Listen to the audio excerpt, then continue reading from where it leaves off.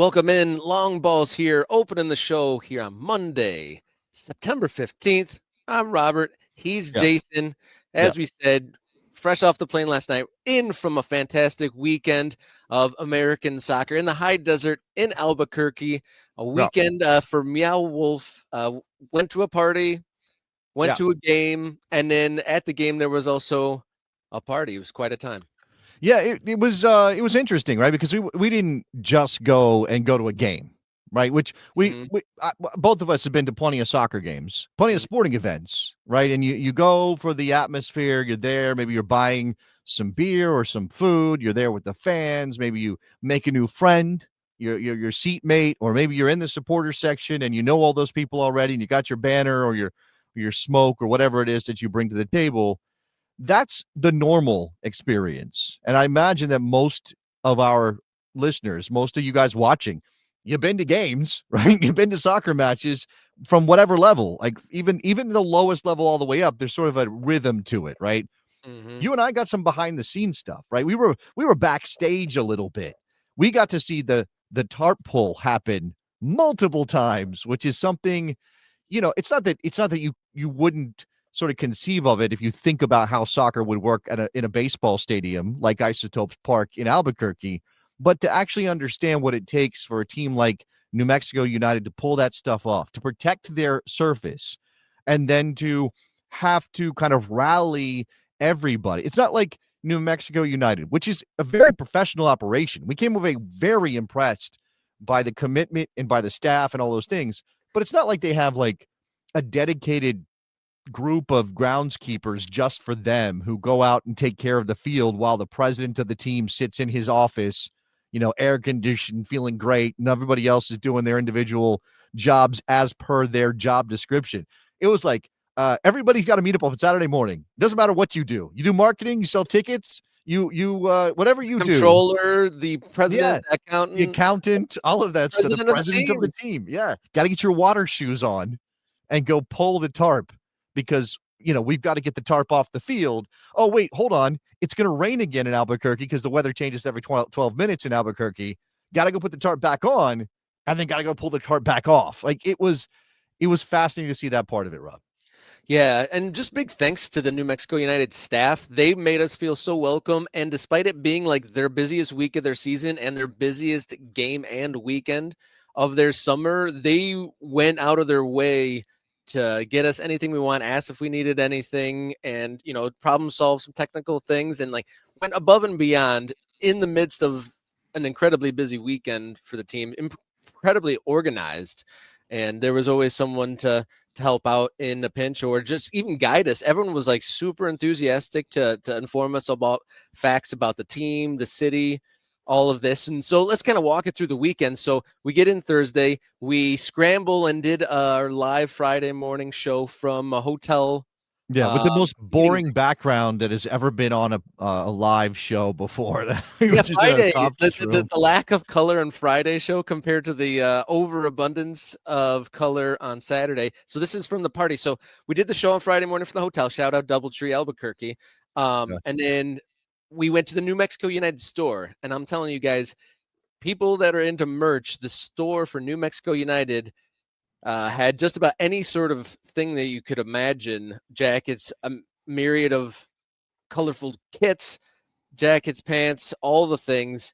And I'm sure that's an envy of a lot of teams to have their own brick and mortar store fully stocked with lots of merch. And so we got there early in the afternoon. We were running around. You had to do your show, and we were in and out of there. And just briefly, we were in and out. And there was already people lining up. And this is about 4 hours, at least, or more, 5 hours before the kit launch party. So tickets went, or these Meow Wolf kits went on sale officially. So the fans got access to buy these special kits on Friday at the party. Yeah, I was We were told. lined up 5 hours early, and then by the time when we came back for the actual party for it to actually kick off, the line, we have a TikTok video of it, was literally, not exaggerating, around the entire building. Right, and it was raining, so they had to try to find cover. It was actually down the street, and then there was an alley. And I think the alley was partially covered, so they were dipping into that space to stay dry. But it was definitely like the commitment there from the fans.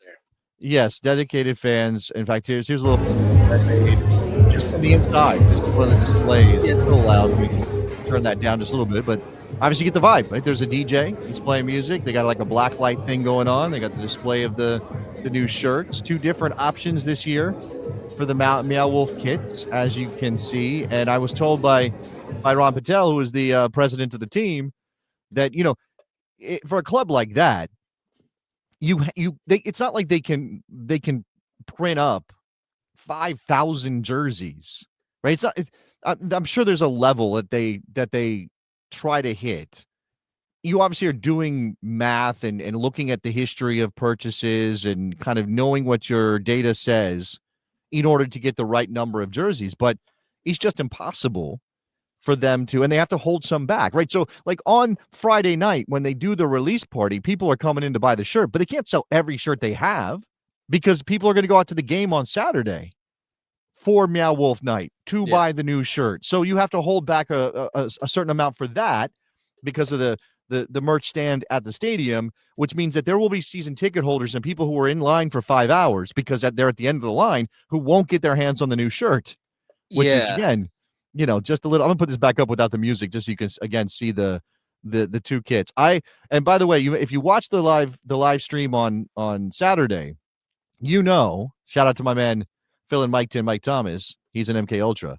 You'll know that Rob Kerr chose the black kit on the right, Mm-hmm. which was fine with me because my choice was because Mike has good taste and I have good taste. The one on the left with the But colors. which one did they wear in the game? I wore the game worn one. You did wear the game wear with the game. Well, the one that yes, you did wear the one they were wearing in the game. That is true. I don't know what the distinction here is. I think that maybe they'll alternate back and forth. I don't know. Obviously, there are league standards on some of this stuff too, and if you can't see the numbers well enough, and if the shirt doesn't meet certain criteria, they can't use it in matches. But I'm sure that this is all approved. I just don't know exactly what usage there will be for these two shirts.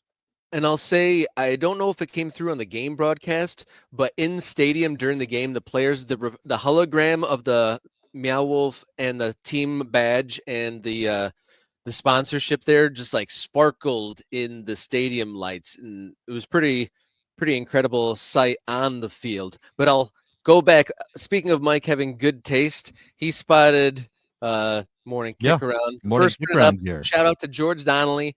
Surprised us with some stuff to take on the road to represent while we're on location. So shout out to George, listener, friend, and neighbor. Thank you so much for that. And yeah, we actually had a couple of people ask about that. So let us know if that's something that you guys are interested in. If we started doing a merch game. I will reiterate, there's a lot of behind the scenes stuff, a lot of stuff that we didn't post publicly on socials that we posted only for MK Ultras members on the YouTube channel. Just think about it that way. And it's a reasonable price that membership. So Yeah, 5 5 super chats super today chats. or 3 memberships. I just a couple of more memberships today, and we can do an extra Q&A AMA little thing at the end of the show. Kind of dive into this a little more free form stuff that we saw and we learned during our trip to Albuquerque, New Mexico. We had some very interesting conversations, not just with New Mexico United people. There were some other people on hand who were there that were fascinating. You want to hear about my conversation with the head coach of the University of New Mexico football team, fresh That was off a big win in LA?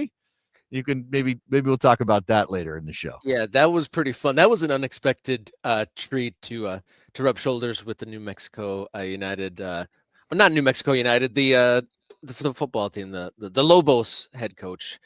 He Yes. was definitely a good chat.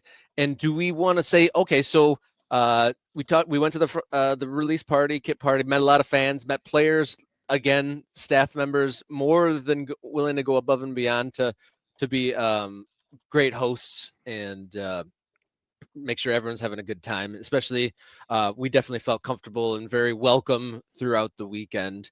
And then, so Saturday, we woke up and went down to Isotopes Park to pull the tarp off because they got to protect the turf. And we learned a lot of the nitty gritty details and the costs of the conversion and then just getting the stadium ready to perform a match day. And that was very illuminating and just kind of how the operation all worked on that. I don't know. Do we want to break down the numbers in this section? Do we want to save that for our Q&A of the actual breakdown of what we learned? No, I think if you want to know some of the behind the scenes stuff, yeah, let's get to the Q&A. Help us out to push the show forward, and we'll give you some of that background. I did want to say though, that going into the day, and maybe we can talk about this. So shout out to Tulsa Mario, who's there. He's an ultra. Yeah, He's there was traveling fans from Tulsa there. I couldn't believe it. I don't know if Mario came out to the kit release event because he thought we would be there, or he was just going to check out the competition and see what they had going on in Albuquerque. Hey, But there's number one. Shout out to Ryan. There we go. We got a super chat from Ryan. Mario and his crew showed up at the kid event. Now they were there to rep Tulsa. They were not there to support New Mexico United. Obviously, they were following their team to New Mexico, but they showed up, got a chance to meet Mario. Very cool. They were invited. Okay, perfect. That's awesome. They were invited as traveling fans. That's great. And then obviously, I actually got to wave it at Mario after the victory for FC Tulsa, which was obviously disappointing for the home crowd, but a great thing for their first place Western Conference team. What else, Rob? What else stands out from that day?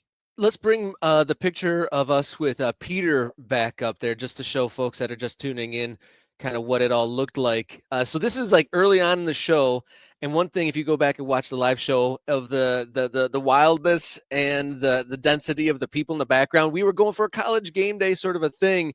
And as the show progressed, it got more and more like that. And I would say the highlight of the show when we had guest Sam Morton they built a stage for us, FYI, which was we were not expecting, which was above and beyond awesome. So we actually had a game day style stage when Sam Morton was up there. The Meow Wolf characters, definitely high design crafted characters that were out and about throughout the day, kind of stormed the stage and interrupted. I mentioned to someone on Blue Sky asking who the Corso was, and I think that we had a group of Lee Corso type characters with the wacky and eccentric characters from Meow Wolf hopping on and kind of interrupting and having some fun. And then the supporters groups had their march through, and they actually adjusted their march to the match so they could join in on the festivities with us. They usually come down the other entrance and came in by us just to say hi and get involved with us. So that was pretty awesome. Shout out to Black Diamonds. That was so we were hoping for some of that energy on the day, right? We were hoping for some of that to give a picture of what that looked like in the building, right? Because why go out there if we're just gonna, sit in a very boring space or just kind of be around? What's you can do the analysis. We talked a little bit about the game and set it up. Obviously, what we were really there for was to present the culture of New Mexico United, to present the culture of this event, the Meow Wolf Night. There you can see it's a little bit blurry. Just try to grab a screenshot. Sam Morton of Atletico Dallas there, sitting in the middle, talking about his new team to come in a year and a half. And then behind us, I think it's the guy right behind Jason in this picture. You can't see because the sun was setting at this point later in the show, but this guy literally has like a spike head, like asymmetrical, like giant ones coming off his right side spike. I believe his name is Snaggy. I think it's Snaggy. No, that's the fuzzy haired one that's in between me and Sam here. That's Snaggy. Yeah, okay. I thought you were talking about head guy. You were talking the spike head one. Yeah, that was weird. There was some stuff going on. There was people on stilts. There was all kinds of stuff with the costumes. I mean, these are the Meow Wolf characters. They were there as part of the Meow Wolf art collective and installation and their involvement. But then there were lots of people who had their own looks, right? Who brought their own stuff to the table. And maybe we'll share some of those pictures if I can get some of it loaded in before the end of the show. When we do the AMA, I'll show you some of the pictures of the costumes that people were wearing out at the tailgate. One thing is the weather was a little bit iffy. It did rain on and off throughout the day. It ended up being a beautiful evening. That's my point of how gracious the staff was, because on top of there being a midweek game, the Friday event, and there being the biggest game of the season, I'm sure, as far as coordination and everything, but there was also unusual weather patterns of like 3 different thunderstorms that rolled through, and they had to pull that tarp back and forth, and they were still accommodating. Yeah, it was they were busy, we were busy, but they hooked us up in every way that they could. it was about, considering I do want I maybe should have given people a little bit more of the behind the scenes on the tech side, and we can talk about that later in the show or in the AMA if we get there. Again, two more super three members or four more super chats, and we'll do that. But the tech part of it, because I've done live events before as part of the radio. I've actually, back in the early days of the Best Soccer Show, I did stuff out of like the Home Depot Center, now StubHub, I guess is what it is now. What it is now? Yeah, the one in Carson, where the Galaxy play. I've done broadcasts and set up my own situation and tried to make something work that way, and it's always very anxiety filled. Like, you're always worried something's going to break, the connection won't be strong enough, or the camera won't work, or the audio will be bad, or you didn't bring the right cable, or the cables won't reach, and so we had some of that stuff on Saturday. And again, I'm going to save this for the AMA, and maybe I'll tell a little bit more about the tech stuff, but I just thought that was great that we got all that sorted out. I am a nervous wreck when it comes to that stuff because I want it to be perfect, and it nearly was. The only reasons it wasn't perfect is because I forgot a couple of things that actually Jenny hooked us up and helped us out with on Saturday. So shout out to Jenny. Yeah, do we want to bring Jenny in just for a second as we kind of round this out? I kind of want to get her perspective from the other side. As we bring her in, one of the comments I saw just this morning saying that we accomplished, someone who tuned in to our show for the first time saw it, and the Meow Wolf Night is on their bucket list. So shout out to that commenter. That felt good to see that. Jenny, from your perspective, how did it look? Did it look like a college game day style atmosphere? Yeah, it did. There were, with all the fans in the background, you got all the unique costumes that you could see walking in from that entrance behind you. It's really cool. I think you did a great job capturing that culture that you're really going for. And what I learned that to me, it just showed that every club, regardless of what level you play at, whether in the USL Championship, MLS, League One, or anywhere in the world, really, every club has their own unique thing. And that's what I thought of New Mexico, is that Meow Wolf Night, it's their night to be themselves, to be something you don't see anywhere else in American soccer or global soccer. Why limit it to this country? And you guys highlighted that, and I really liked hearing the club's perspective and everything. I thought Peter Trevisani, great guy, great content, great insight into what New Mexico United stands for and what they've become in part of that community, and how they're turning their own sort of thing into a unique New Mexico thing that you won't find anywhere else. Yeah, that's a good point. And I would say the intentionality of the club to make as many connections to the community, it seemed like there was from the 5-minute lead in to kickoff, there was like a community flag run where they had a youth group run flags and give it to the players, who then put the flags by their bench. And then there was someone from the community doing the anthem. And then there was the ball presenter, who was someone from Meow Wolf, who was a local, and having the party at the store. Just so many different layers of trying to stitch that weave between both the club itself, the players, and the fans. It was definitely intentional, and the extra effort was obvious from all those kind of perspectives. The whole time I'm watching this show, watching the comments and everything, I'm jealous I couldn't make it out there with you guys. Next time you go somewhere. Next time, hopefully my work schedule allows me that I can get there. But you got to see the Lions stomp the Bears, though. I didn't get to see it. That is true. Yes. I will say, when I landed in Chicago and my phone started working again off of airplane mode, and I saw the Lions score come in, that was pretty sick. We're not here to talk about winning NFL teams. My team lost, so I don't want to talk about the NFL. We don't need to do that. We can talk about this soccer guy. This is about soccer, everybody. We're talking about the good kind of foot. Sorry, I don't want to be that guy. The game itself, though, Jason got to see me firsthand perform some Peter Crouch skills in the tailgate before the game, and then the result at the end of the game, though, unfortunately, shout out to the Tulsa fans.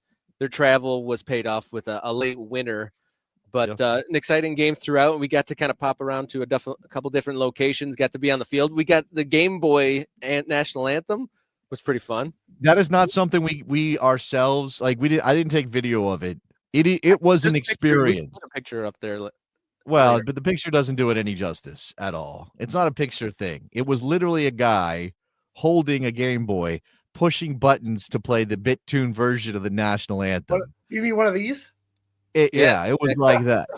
And we learned some things about the behind the scenes, how you make it work, because you don't want it to go wrong. You don't want the signal to be bad. So No. maybe he was lip syncing sort of the national anthem via his Game Boy on game day. Scandal. I've been told he can play it live, but they just wanted to be sure. But man, that was it fit the evening though, right? You kind of roll your eyes. A guy playing the national anthem on a Game Boy. What a joke American soccer is. But again, remember that first of all, as Mike says, no monoculture stuff. We're not doing one way of doing this. America is big, America is varied, America has stuff like this. And Meow Wolf Night is especially weird. Right. Again, you wouldn't normally wear a costume to a soccer game unless you're that kind of supporter. Everybody was wearing costumes because it was that kind of night at Isotopes. Yeah, what would you say the participation? We didn't really talk about that. The participation level of just the regular fan that was going in there outside of the supporters and outside the actual Meow Wolf people. That was a high buy-in rate for people going to the game. It wasn't just like a handful of people or just the people that were from the company. Yeah, it was. I don't know a percentage. My gut says about 60%, maybe more than that. We're wearing, and maybe even more than that because there were some that were involved. Like there were people that were fully decked out in costumes, but then there were people who were like maybe just a little bit of an accessory or a hat or a mask or something. That level, like, oh, I'm too cool for the full costume, but I'll put on the mask.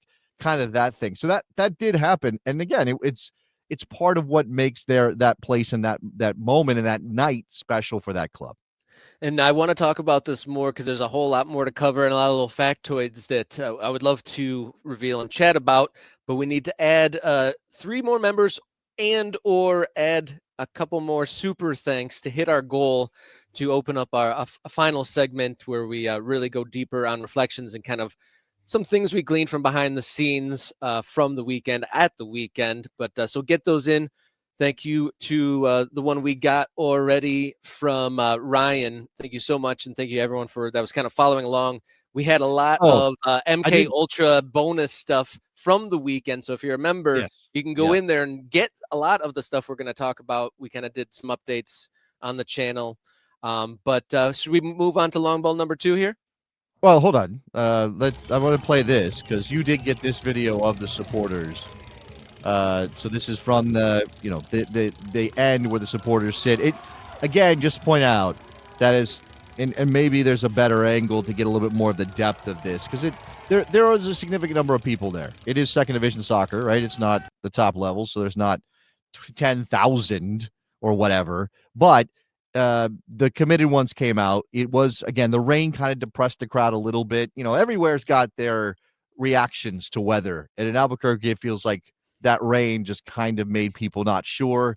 But they ended up getting almost 10,000 on the night per the attendance number that was announced. So there was that. Yeah, we can move on. Shout out to Soccer Night in Detroit. Got our second super chat there. Yeah, thank you so much. And would Keyworth Stadium be somewhere where we would do the on-location show? What do you think of that? Is something we might put together. There was a lot of suggestions and a lot of invitations, but we'll get into that in a little bit. Long ball number 2, though. You almost have to go to Keyworth before they move because that's going to be an experience that doesn't exist anymore. And I know there will be Detroit City fans who will feel like, hey, we're leaving behind who we really are, but there will be plenty of people saying this is the right thing for the club to move up. And we may be talking about Detroit City's construction plan and some of the financing again in the future. Yeah, no doubt about that.